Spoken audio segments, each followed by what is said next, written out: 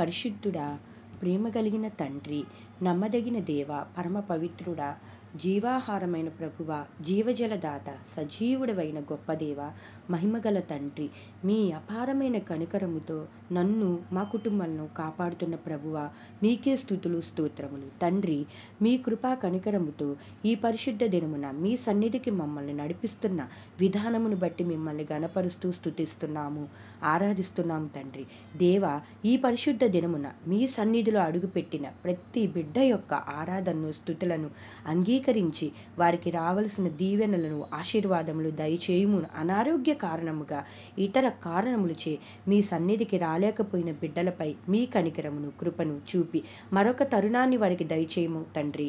ఇప్పటి వరకు మీ యొక్క మహాకృప చేత మమ్మల్ని సజీవుల లెక్కలో ఉంచి కాచి కాపాడిన విధానాన్ని బట్టి మీకు స్తుతులు స్తోత్రాలు చెల్లిస్తున్నాము.